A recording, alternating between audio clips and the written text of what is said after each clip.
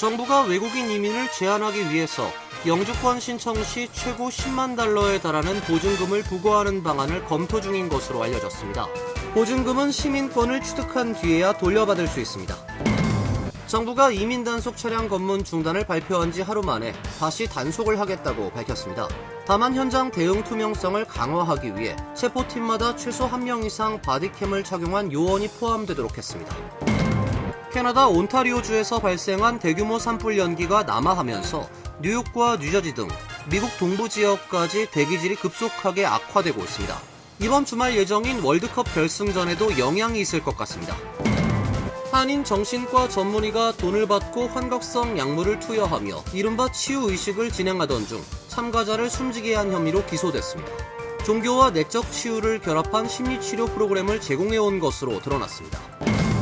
독립 250주년을 기념하는 트럼프 대통령 얼굴이 새겨진 1달러 기념주화가 공개됐습니다. 윗부분엔 자유란 글자가 새겨지고 가운데에는 우린 신을 믿는다는 문구가 들어갑니다. 이상은 오늘의 주요 뉴스입니다. 시청자 여러분 안녕하십니까? KBN 뉴스입니다. 트럼프 행정부가 외국인의 이민을 제한하기 위한 조치의 일환으로 영주권 신청 시 최고 10만 달러에 달하는 거액의 보증금을 부과하는 방안을 검토 중이라고 알려졌는데요. 보증금은 미국 시민권을 취득한 뒤에야 돌려받을 수 있다고 합니다. 자세한 소식 김규진 기자가 전해드리겠습니다. 월스트리트저널은 어제 국무부가 해외에서 영주 목적의 이민 비자를 신청할 때 고액의 보증권 채권을 발행하도록 하는 방안을 검토 중이라고 보도했습니다. 일부 당국자들은 구체적인 액수로 10만 달러를 제시했으며 국무부는 우선 소수의 국가를 대상으로 이 정책을 시범 운영하는 방안을 고려 중인 것으로 알려졌습니다. 해당 안이 시행되면 신청자들은 개인별로 다르게 책정될 수 있는 보증금을 선납해야 하며 이후 미국 시민권을 취득한 뒤에야 비로소 이 돈을 돌려받을 수 있게 됩니다. 보증금은 영주권 취득자가 미국 이주 후에 스스로를 부양할 재정적 능력이 부족할 경우를 대비한 일종의 담보 역할을 하게 될 것이라는 설명입니다. 토미 피고 국무부 대변인은 트럼프 대통령은 미국으로 이민을 오르는 이들이 재정적으로 자립해야 한다는 점을 명확히 해왔다며 비자 신청자에게 보증금을 요구하는 방안은 스스로를 부양할 수 있는 자금력을 증명하는 수단으로 검토 중인 것이라고 전했습니다. 이 같은 고액 보증금 제도는 저소득 국가 출신 신청자들의 영주권 신청을 원천 차단하는 장벽이 될 것으로 보입니다. 더 높은 급여를 기대하며 미국 이주를 희망하는 많은 외국인들에게는 이 보증금을 감당할 재정적 여력이 없기 때문입니다. 보증금 제한은 자금력이 부족한 외국인의 이민을 억제하려는 트럼프 행정부의 연이은 규제 조치 중 하나입니다. 한편 트럼프 행정부는 지난해 100만 달러의 취득 비용과 1만 5천 달러의 수수료를 지불하면 미국 거주권을 고속 승인해주는 이른바 트럼프 골드카드 제도를 도입했으나 극도로 저조한 참여율로 거센 비판과 조롱을 받고 있습니다. 지난 5월 기준 해당 제도 신청자는 338명에 불과했으며 최종 승인을 받은 사례는 단 한 건에 그쳤습니다. KBN 뉴스 김규진입니다. 정부가 이민 단속 차량 검문 중단을 발표한 지 하루 만에 번복을 했습니다. 다만 현장 대응 투명성을 강화하기 위해 체포팀마다 최소 1명 이상 바디캠을 착용한 요원을 포함하도록 했습니다. 트럼프 대통령은 어제 SNS를 통해 우린 강하고 단호하며 똑똑해져야 한다며 ICE의 가장 중요하고 효과적인 범죄 소탕 도구 중 하나인 차량 검문을 결코 포기할 수 없다고 강조했습니다. 최근 텍사스와 메인주에서 잇따라 차량 검문 도중 요원들의 총격으로 남성 2명이 사망한 뒤 당국이 일시적인 검문 중단을 발표한 지 불과 하루 만에 나온 입장입니다. 지난 7일 텍사스주 휴스턴에선 ICE 요원이 차량 검문 도중 멕시코 국적의 남성에게 총격을 가해 사망한 사건이 발생했습니다. 이어 13일엔 메인주 비데포드에서도 ICE 요원이 25세의 콜롬비아 국적 운전자에게 총을 발사해 운전자가 사망했습니다. 일주일 새 2건의 총격 사건이 발생하자 각 주에서는 항의 시위가 이어졌습니다. 2건 모두 차량 검문 도중 발생해 논란이 일자 당국은 전국적으로 차량 검문을 일시 중단한다고 발표했습니다. 하지만 트럼프 대통령이 하루 만에 당국의 발표를 뒤집고 정면 돌파에 나서면서 ICE의 과잉 단속으로 인한 논란이 확산될 우려가 나오고 있습니다. 차량 검문 재개와 함께 현장 대응의 투명성을 강화하기 위한 조치도 내놓았습니다. 국토안보부는 앞으로 IC 체포팀마다 최소 1명 이상 바디캠을 착용한 요원을 포함하도록 하고 장기적으론 모든 현장 법 집행 요원에게 바디캠을 보급하는 방안을 추진하기로 했습니다. DHS 대변인은 모든 IC 법 집행 요원이 바디캠을 착용하도록 하는 것이 최우선 과제라며 최근 법 집행관을 겨냥한 공격이 크게 증가하면서 요원들의 안전 확보와 함께 현장 기록의 중요성이 더욱 커졌다고 밝혔습니다. 트럼프 대통령의 핵심 정책을 뒷받침하기 위한 950억 달러 규모의 예산 결의안을 하원 공화당이 공개했습니다. 이란 전쟁 추가 지원과 농민 지원, 유권자 등록 시 시민권 증명을 의무화하는 선거법 개정 추진 등이 담겼습니다. 하원 공화당은 어제 총 47쪽 분량의 예산 결의안 초안을 발표했습니다. 예산안은 지난해 트럼프 대통령이 서명한 대규모 감세 및 지출 삭감 법안의 후속 입법으로 국방력 강화와 선거제도 개편을 핵심 목표로 내세웠습니다. AP통신은 당초 공화당은 보다 큰 규모의 예산안을 검토했지만 일부 보수 성향 의원들이 재정 적자 확대를 우려하면서 규모를 950억 달러 수준으로 축소했다고 보도했습니다. 다만 추가 지출을 충당하기 위한 별도의 재원 마련 방안은 포함되지 않았습니다. 마이크 존슨 하원 의장은 이번 주 백악관에서 트럼프 대통령과 회동한 뒤 해당 예산안을 중간 선거를 앞둔 공화당의 핵심 입법 과제로 추진하겠다고 밝혔습니다. 존슨 의장은 성명을 통해 미국 선거를 보호하고 국가 안보를 강화하는 것은 의회의 가장 기본적인 책임이라며 민주당의 반대에도 예산 조정 절차를 활용해 법안 통과를 추진하겠다고 밝혔습니다. 예산위는 다음 주 하원 본회의 표결에 앞서 내일 예산안 개요를 심사할 예정입니다. 예산안의 상당 부분은 미국이 주도하는 이란 전쟁 관련 국방비 증액에 사용됩니다. 백악관이 무기 비축분 보충과 기밀 프로그램 운영 등을 위해 의회에 추가 예산을 요청한 데에 따른 것입니다.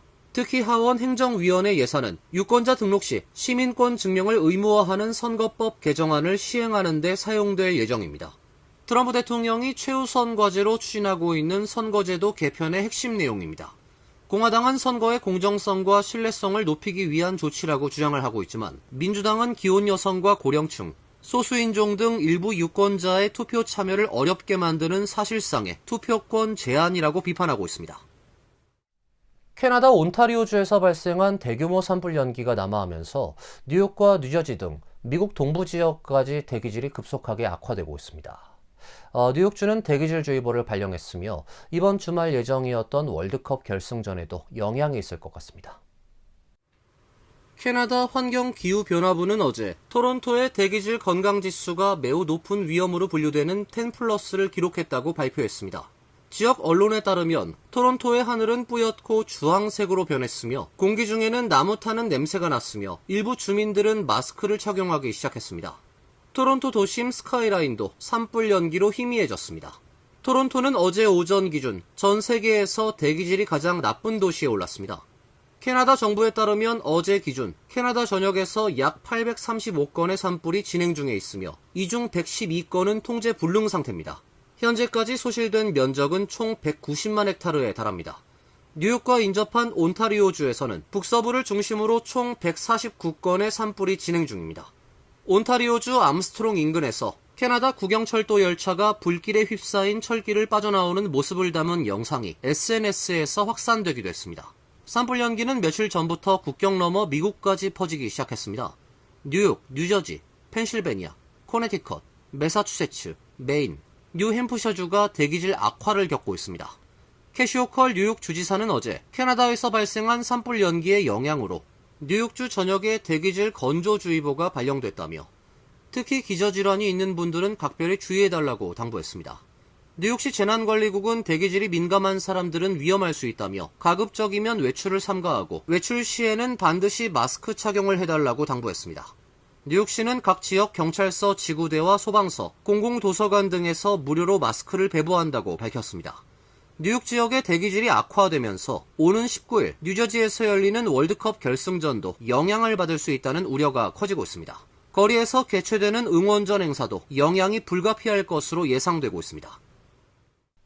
한인 정신과 전문의가 환각성 약물을 이용한 이른바 치유의식을 진행하다가 참가자를 숨지게 한 혐의로 기소됐습니다. 이 전문의는 종교와 내적 치유를 결합한 일종의 심리치료 프로그램을 제공해온 것으로 드러났습니다. 플로리다주 마이애미 데이드 카운티 검찰은 14일 캘리포니아 출신으로 텍사스주에서 활동해온 44세 한인 정신과 전문의 세뮤얼 이 씨를 과실치사 혐의로 기소했다고 밝혔습니다. 이번 사건은 지난해 2월 플로리다주에서 발생했습니다. 검찰에 따르면 51세 피해자 티나 소디는 마이애미 비치의 웰리스 시설인 사비아 웰리스 하우스에서 열린 유명 심리치료 프로그램인 하트 프로토콜 치유 의식에 참가했다가 변을 당했습니다. 소디는 참가비 $2,000를 내고 프로그램에 등록한 뒤 이 씨로부터 엑스터시, 케타민, 디메틸 트립타민 등 환각성 약물을 투여받은 것으로 조사됐습니다. 소디는 당시 약물 사용에 따른 부작용과 위험성을 인지했다는 내용의 면책 동의서에도 서명했던 것으로 나타났습니다. 검찰은 소디가 치유 의식을 마친 뒤 옥상 사우나에서 의식을 잃은 채 발견됐다고 전했습니다. 현장에 출동한 경찰과 구조대가 도착했을 당시 이 씨가 심폐소생술을 실시하고 있었으나 소디는 끝내 사망 판정을 받았습니다. 용의자 이 씨는 경찰 조사에서 자신을 면허를 가진 의사이자 이터널 라이프 트라이브의 장로라고 소개하며 하트 프로토콜은 교회의 신성한 의식이며 의사 면허를 이용한 의료 행위가 아니다라고 진술했습니다.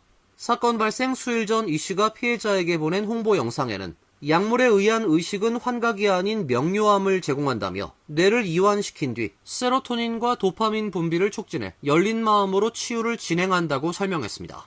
해당 프로그램이 우울증과 불안, 극단적인 선택 충동, 중독, 트라우마 등을 완화하는 데 효과가 있다고 주장을 하기도 했습니다. 검찰은 재판이 진행되는 동안 이 씨의 의료 행위를 금지해 줄 것을 법원에 요청한 상태입니다. 반면 이 씨 측은 무죄를 주장하며 배심원 재판을 요구했습니다. 미국 독립 250주년을 기념하기 위한 트럼프 대통령의 얼굴이 새겨진 $1 기념주화가 공개됐습니다. 윗부분은 자유란 글자가 새겨지고 가운데에는 우린 신을 믿는다란 문구가 들어갑니다. 스콧 베선트 재무장관은 어제 SNS X에 미국 독립 250주년을 기념하면서 조폐국은 자유와 애국심의 지속적인 상징을 기리기 위해 새로운 $1 금화를 주조할 예정이라고 밝혔습니다. 베선트 장관은 이 금화는 트럼프 대통령의 초상이 새겨져 미국적 가치와 모든 이의 자유를 수호하기 위해 헌신하는 국가의 약속을 기념한다고 설명했습니다. 공개한 동전 시안을 보면 앞면에 엄숙한 표정을 짓고 있는 트럼프 대통령의 얼굴이 새겨져 있습니다. 윗부분에는 자유란 글자가 새겨지고 가운데에는 우리는 신을 믿는다는 문구가 들어갑니다. AP통신은 해당 기념주화가 올 가을 발행될 예정이며 올해 초 최종 디자인이 승인됐다고 전했습니다. 다만 어제 공개된 주화는 금으로 동전을 만든다는 당초 계획과 달리 도금 처리가 됐으며 트럼프 대통령의 초상도 달라졌다고 전했습니다. 앞서 국무부는 건국 250주년을 기념해 트럼프 대통령 초상이 담긴 이른바 애국자 여권을 발급했으며 재무부는 3월부터 신규 화폐에 트럼프 대통령의 서명을 삽입했습니다. 항소법원이 뉴욕시에서 부동산 중개 수수료를 건물주가 내도록 하는 조례안에 대해 정당하다는 판결을 했습니다. 1심 판결에 이어 항소심에서도 세입자들의 손을 들어준 것인데요. 앞으로도 부동산 중개 수수료 부담을 덜게 됐습니다. 연방 제2순회 항소법원은 13일 뉴욕시 건물주, 부동산 중개인 단체 등이 브로커피를 세입자가 내도록 강제할 수 없도록 한 뉴욕시 조례에 반대에 제기한 소송에서 원고 측 청구를 기각했습니다. 작년 6월 발효된 페어 액트는 임대인이 중개인에게 부동산 중개 수수료 지불을 의무화한다는 내용을 담고 있습니다. 뉴욕시 임대인과 렌트로드 대표단체인 뉴욕 부동산위원회는 해당 법안이 주택 공급 부족, 임대료 상승 등을 야기한다고 주장하며 소송을 제기했었습니다. 이들은 해당 조례가 사적 계약을 침해한다고 주장했으나 1심에서 패소했고 연방항소법원도 임대인 측에서 제기한 모든 항소 내용을 기각하고 하급심 판결을 확정했습니다. 항소법원은 부동산 중개 수수료가 주택가격 부담 능력과 주거 이동에 실질적으로 부정적 영향을 미친다고 봤고 페어 액트가 관련 피해를 완화하는 데 도움이 된다고 판단했습니다. 법원의 판결에 뉴욕시 관계자는 환영하는 입장을 밝힌 반면 임대인 단체는 이의를 제기하기 위한 노력을 지속할 방침입니다. 제임스 웰런 임대인 단체 회장은 항소법원 판결에 실망했으며 법적 소송을 계속 진행하겠다고 밝히면서 페어 액트는 뉴욕 시민들의 주택 접근성과 투명성을 저해하는 동시에 임대료가 계속 오르게 하고 있다고 비판했습니다. 뉴저지의 65세 이상 시니어 주택 소유주들을 위한 시니어 프리즈 재산세 환급금 지급이 시작됐습니다. 아직까지 신청을 하지 못한 대상자는 오는 11월 2일까지 신청을 마치면 혜택을 받을 수 있습니다. 뉴저지주의 노인, 장애인 주택 소유주를 위한 재산세 감면 프로그램인 시니어 프리즈 환급금 지급이 본격 시작됐습니다. 뉴저지주 재무국은 지난 5월 이전에 신청을 완료한 12만 5천여 명을 대상으로 어제부터 1차 환급금 지급이 개시됐다고 밝혔습니다. 당국은 앞으로 신청서 접수 시기에 따라 순차적으로 지급할 예정입니다. 시니어 프리즈는 장애인 또는 65세 이상 노인 등을 대상으로 제공되는 재산세 감면 프로그램으로 뉴저지에 거주한 지 10년 이상이고 현재 살고 있는 주택을 보유한 지 3년 이상이면 신청 자격이 부여됩니다. 수혜를 위한 연소득 기준은 2024년 16만 8,268달러 이하, 2025년 17만 2,475달러 이하입니다. 신청을 위해서는 65세 이상 노인 대상 재산세 감면 프로그램 통합 신청서 패스1을 오는 11월 2일까지 제출하면 됩니다. 세부 사항은 주 재무국 웹사이트에서 확인할 수 있습니다. 이어서 간추린 소식입니다. 연방 상원에서 국방수건 법안 심의를 진행하기 위한 절차 표결이 부결됐습니다. 찬성이 50표로 반대 46표보다 많았지만 전체 100석인 상원에서 법안 심의를 이어가는 데 필요한 60표에 미달해 법안 심의 절차가 중단됐습니다. 척 슈머 상원 민주당 원내대표는 표결에 앞서 본회의 연설에서 반대표를 던지겠다고 밝히고 트럼프 대통령이 의회의 승인도, 전략도, 출구 계획도 없이 이 전쟁을 시작했다고 비판했습니다. 뉴욕타임스는 이번 부결에 대해 거의 항상 초당적 지지를 받아 통과되던 국방수건법이 트럼프 대통령이 의회 승인 없이 시작한 이란 전쟁을 둘러싼 정치적 격전지가 됐음을 보여준다면서 상원 지도부가 언제 어떤 조건으로 다시 법안 심의에 착수할지 불확실해졌다고 평가했습니다. 국토안보부와 질병통제예방센터는 어제 공동성명을 통해 미국 내 에볼라 바이러스 유입 위험을 낮추기 위해 민주 콩고에 대한 탑승 금지 절차를 추진하고 있다며 콩고 민주공화국을 떠난 지 21일이 지난 뒤에야 미국으로 귀국할 수 있다고 밝혔습니다. 이번 조치는 콩고에 체류 중이거나 최근 콩고를 떠난 미국 시민을 대상으로 합니다. 이들은 제3국에서 최소 21일간 체류할 때까지 항공기의 탑승 금지 명단에 오릅니다. 민주 콩고에 체류했던 외국인들의 경우 미국 입국이 이미 금지된 상태입니다. 민주 콩고 공식 통계에 따르면 지난 14일 기준 에볼라 바이러스 확진자는 2,011명, 사망자는 754명이 기록됐습니다. 미국에 본사를 둔 글로벌 모빌리티 플랫폼 우버는 어제 공식 홈페이지를 통해 딜리버리 히어로 주주들을 상대로 주당 41.5유로를 현금으로 지급하는 공개 매수에 나선다고 밝혔습니다. 딜리버리 히어로 지분 100%를 기준으로 한 거래 가치는 148억 달러 규모입니다. 이번 인수 대상에는 한국의 배달의 민족을 비롯해 중동의 탈라바트와 헝거스테이션, 중남미의 페디도스야, 유럽, 아프리카의 글로버 등 50개 시장의 사업이 포함됐습니다. 우버 관계자는 우버는 배민과 새로운 여정을 함께할 수 있는 기회를 뜻깊게 생각한다며 배민은 한국을 대표하는 상징적인 브랜드이자 세계에서 가장 역동적인 시장 중 하나인 한국에서 독보적인 입지를 구축해왔다고 말했습니다. 뉴욕 주의회가 식료품점에서 셀프 계산대를 이용하는 고객에게 10%의 가격 할인 혜택을 의무적으로 제공하도록 하는 법안을 추진합니다. 니키 루카스 주 하원 의원이 최근 발의한 법안은 슈퍼마켓이나 그로서리 스토어 등 식료품 전문점은 물론 타겟이나 월마트처럼 식품을 취급하는 주 내 모든 식료품 소매점에서 셀프 계산대를 이용하는 고객에게 의무적으로 10% 할인을 적용하도록 규정하고 있습니다. 법안은 소비자가 마트 직원을 대신해 스스로 결제를 진행하는 만큼 업체가 절감한 인건비와 운영비를 가격 할인 형태로 소비자에게 돌려주는 것이 공정하다는 취지를 담고 있습니다. 환율과 증권 소식입니다.